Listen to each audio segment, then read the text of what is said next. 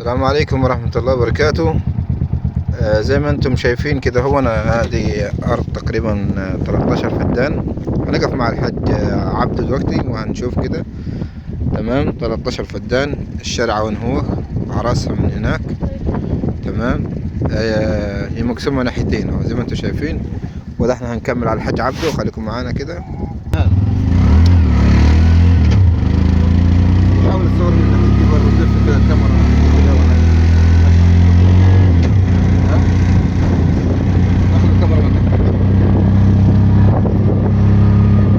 13 فدان يا جماعه زي ما انتم شايفين كده. الحاج عبد الله وينك مستنينا على راس البيت خطه. تمام، حاول توقف كده الفيديو لحظه. الحاج عبده، السلام عليكم ورحمه الله وبركاته. احب اعرفكم بالحاج عبده، يعني اخونا الكبير وصاحب ملك في المكان. وطبعا هو اللي حضر لي الارض الاولانيه اللي هم الخمسه اللي هم كانوا جاره يعني. وهو برضو الارض ديت جار منه. ولما لقى فيه يعني ناس ان شاء الله مقبلين على شراية الارض، فهو الرجل يعني قال انا مستعد ان انا في كذا ارض قدامي وان شاء الله يعني معروضين للبيع. وطبعا احنا في ارض 13 فدان هنا، وهو هيقول لنا على مواصفاتها. دي 13 في مزروع في حوالي من اللهم صل على من 9. ده الزيتون. ده الزيتون اهو. وفي حوالي 4 فدادين اللي هم فاضيين، اللي هم ورا منها ورا الزيتون اهو. تمام. شريحة تانية جاية من الشارع لعند المصرف. طبعا الشارع من الاول. طبعا انت شايف في سور على الارض من فوق، وهي شريحتين. ارض خاص. مدخل خاص في النص خاص هنا مع الشارع هناك. شوف هنا بقى في بيت عليه سوره. بيت صبة بسم الله ما شاء الله، متحوط بسور زي ما انتم شايفين كده. بسم الله. شايف في معلف ورا حج. لا مش معلف، امال ايه؟ دي مزرعة فراخ. مزرعة فراخ. بسم الله ما شاء الله. يعني عملها لسه يعني ما اشتغلتش. ده كحمام خارجي. ده البيت. لا دي منظرها. اي ده منظرها. والبيت طبعا دور تاني لسه. بسم الله ما شاء الله. بس البيت يعني متظبط.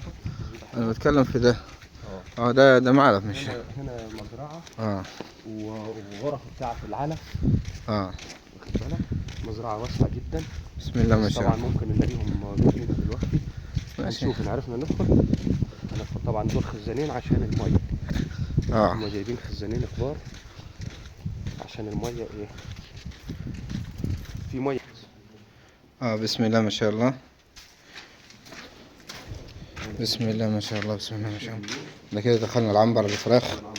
ده متجهز بسم الله ما شاء الله. العنبر ده جاهز. بسم الله ما شاء الله. وعندك انت بتاع اللي هي التكييف والكلام ده. ده مكان الشفاطات هنا. بس مقفول هنا. مكان الشفاطات بره. بس مقفول. اللي هنا الناحية الثانية دي.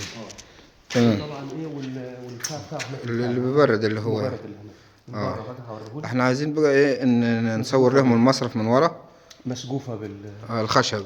الخشب. لا حاجة 100%. لا متقفل تقفل. بسم الله ما شاء الله. الله يطرح البركة لصاحب النصيب.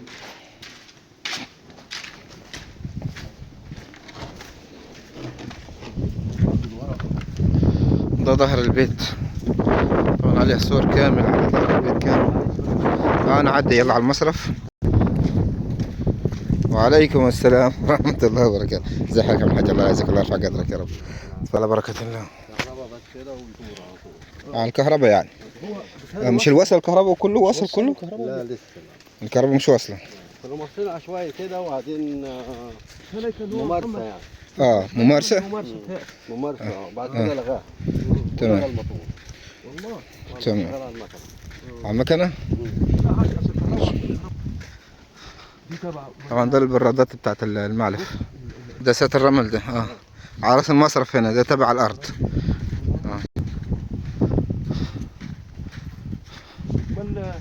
ابو عمر فين؟ مشاكش. ايه يعني كل يوم هنا يعني؟ لا مش كل يوم. يعني ده كانت خط ميه ومقفول ولا؟ هو لا هو موجود. هذه في خط الميه بتاعه. ده خط اللي هو الميه الشرب.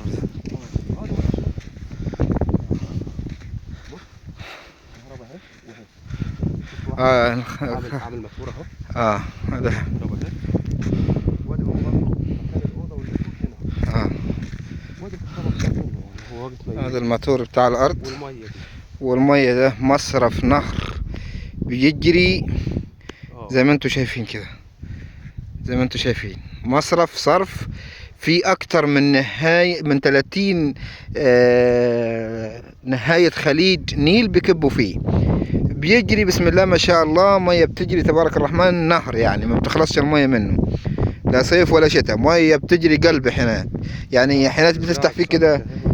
المانجا زي ما انتم شايفين حضراتكم، والاراضي ده يعني هنا كلها غلة، لكن انا شفت في اماكن تانية بتبقى في مانجا مثلا زي اللي هناك دي، وزيتون. في على المصرف وفي على النيل، بس اغلبيته الغله دي بس هي اللي على المصرف. دي من هنا الغله. دي اللي عندك ديت الباقي ده نيل. المانجا والكلام ده كله نيل. المصرف ما بينفعش عليه غير بعض الحاجات. لا انت لو ربنا كرمك انا طبعا هكمل لسه تصوير كده يا جماعه برضو ايه، واحنا طالعين كده على بوابه المزرعه من بره، واوريكم برضو في اراضي زرع اقصد منها هناك. ماشي اتفضل. لكن يا حاج يعني عايز اسالك سؤال عن موضوع الورق الارض بقى، كلام واضح. جمعيه اسمها ايه؟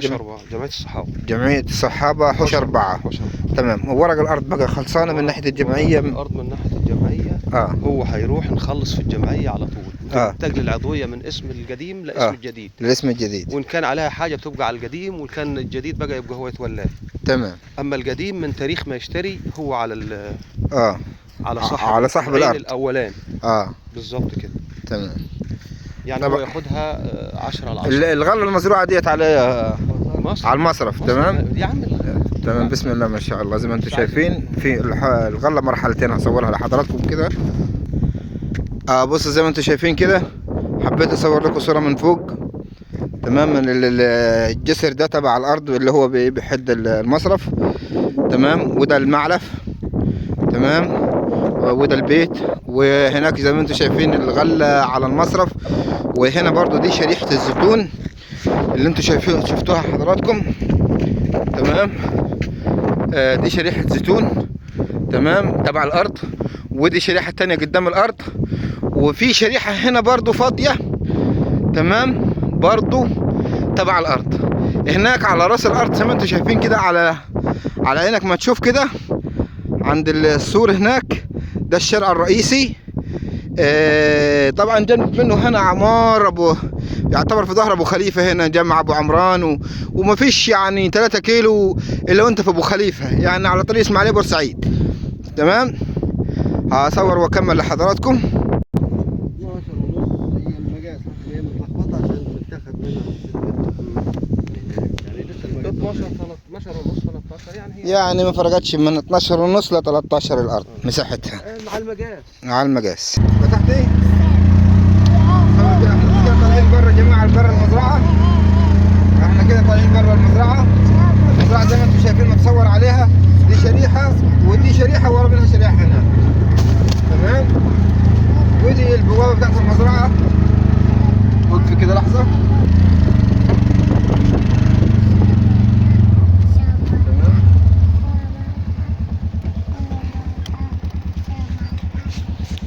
طبعا ده الشارع، شارع رئيسي كده، وده شارع كده هو بيطلعك على ابو خليفه. يعني من هنا حوالي تقريبا 3 كيلو على ابو خليفه حج من هنا. حوالي 4 كيلو. 4 كيلو بتبقى في المدينه هنا. اخر العبل من هنا. يعتبر من هنا اللي هو كده. لو انت ماشي شويه كمان كده عشان تورينا. بالنسبه عم الحج، بالنسبه لورق الارض، عشان اي مشاهد هيسال على ورق الارض. تمام. يعني عايز صور للورق الارض. طبعا انت بتقول انك كنت لابد يبعت حد ورق الارض. لو في واحد مثلا عجبته الارض وعايز يبعت لي واحد من طرفه، نطلع على الجمعيه، لان الارض ديت في الجمعيه. يعني دوسيهات الارض في الجمعيه نفسها. واخد بالك. نطلع ونطلع ونقول العضويه رقم كذا، لان دي عضويه برقم. العضويه رقم كذا في الجمعيه بتاعت فلان الفلاني، هيروح مطلع لنا الدوسيه. بيشوف الدوسيه وبيشوف الورق وبيشوف كل حاجه. يعني مفيش ورق عن طريق الواتس والكلام ده؟ لا، بتخلص الارض، وهو مثلا المالك القديم بيعمل له توكيل باسمه، وبيلغى توكيل المالك القديم ونحط توكيل ده في الدوسيه. تمام. بقطعه الارض. تمام. طب بالنسبه اللهم صل على سيدنا محمد لسعر الارض ده خاص مع اصحاب سعر الارض احنا هنشوف الراجل هو عايز ايه، وبيننا وبين الناس ربنا.